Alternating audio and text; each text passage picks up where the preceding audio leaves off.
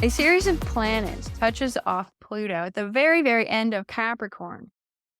And then those planets are going to enter a new sign right after they hit Pluto. Those are going to be the markers of upcoming shifts in the subtle cosmic vibes. Pluto is in the final degree of Capricorn.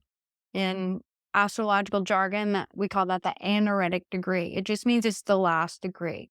As Pluto is in the final anaretic degree of its sign, contacts to Pluto represent key moments when it's important to let go and make space to allow for a series of new vibes to flow in. So pay attention to Pluto. March 15 through 16, Venus is going to square Pluto and move into a new sign from Aries to Taurus. As such, you may experience intensified urges for connection, for love, attraction, which are connected to deep familial or karmic patterns, Pluto. Unstable patterns in blood sugar or hormones may flare, Venus. Caution lights around first meetings and contacts. Cultivate patience with others who are struggling with their hormones or struggling with their moods or feeling unloved in some way. Dig deep into your own process if need be.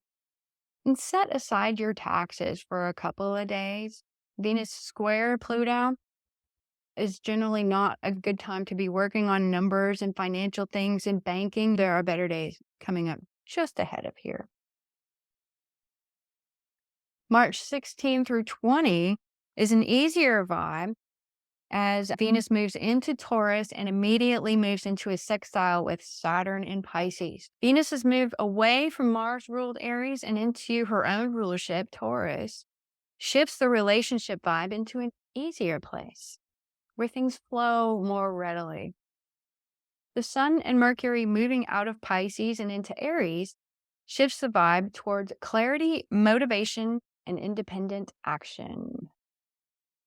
Multiple sextiles appear, signaling opportunities and available help. Good time to finish up important tasks, work on your taxes, run your numbers, rectify your bank accounts, reach out to an audience, emphasize the value of what you offer, implement changes in your systems, and work with clients, all right? Work with clients, especially where there's an age difference. They're much older than you or they're much younger than you, because Saturn really favors relationships where there is this young-old dynamic.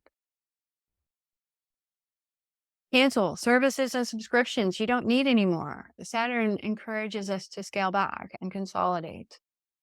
Look for other ways to cut expenses.